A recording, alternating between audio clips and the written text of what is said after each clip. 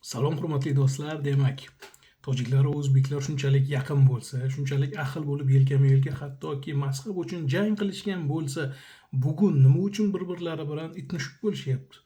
Nega bugun ijtimoiy tarmoqlarda ular tortishyapti? Bugun shunga javob beramiz. Sodda va ortiqcha murakkab so'zlarsiz albatta. Ekraningizda ko'rib turganingizdek, biroz xatolar bo'lsa uzr so'raymiz. Albatta bu sun'iy intellektda qilindi. Bu sonlar albatta taxminiy, chunki aksariyat qurol-yarog'larni bugun Ukraina frontiga olib ketgan Rossiya.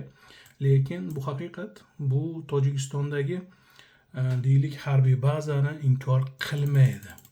Bunday harbiy bazalar nafaqat Tojikistonda, Bishkekda, Qozog'istonda hattoki ikkitalab mavjud. Xo'p, muammo nimada?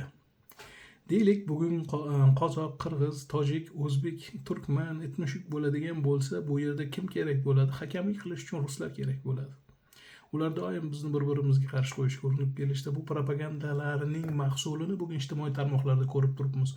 Ular bizning tilimizda gapira olishadi, ular 5-kolonnani ishga sola olishadi, ular trollarni, sun'iy intellektni ishga sola olishadi. Biz esa bu qarmoqlarga tushib qaysidir shaharlarni, tumanlarni yoki qaysidir millat bir-biridan ustunligini isbotlashga harakat qilib o'z tariximizni kovlab yuribmiz va bugunimizni unutib qo'yyapmiz.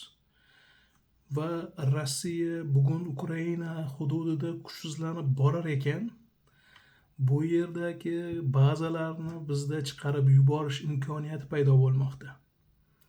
Buni esa Rossiya oldini olish uchun ichimizdagi ziddiyatni kuchaytirib bormoqda. Yumshoq kuch ta'sirida biz o'z iqtisodimizni, armiyamizni kuchaytirib borar ekanmiz. Turkiya va albatta NATO, Amerika Qo'shma Shtatlar kabi davlatlar bilan yaqin bo'lar ekanmiz.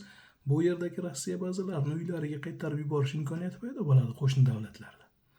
Va albatta o'z chegaralarini qo'riqlash uchun kuchlar yetmaydigan bo'lsa, Qozog'iston, O'zbekiston kabi Markaziy Osiyoda ham katta armiyaga ega davlatlar bor va o'z do'stlari uchun mavjud harbiy bazalarga o'z harbiylarini, kuchlarini joylashtirish imkoniyati bo'ladi chegaralarni qo'riqlash uchun. Bu narsada esa Rossiya xohlamaydi, global kuch degan mavqeini karrasiga yo'qotadi. Buni juda yaxshi biladi. Va bu yerdan Rossiya ketmasligi uchun nizolarni qayta va qayta urg'ulashda davom etadi. Shuning uchun aziz tojiklar, aziz qozoq, qirg'iz, turkmanlar, albatta o'zim o'zbek bo'lganim uchun millatimni urg'ulash emas. Bu yerda hammangizga hurmat bilan shuni aytamanki, bizning birdamligimiz haqiqiy dushmanga eng katta kuchimiz bo'ladi. Omon bo'linglar.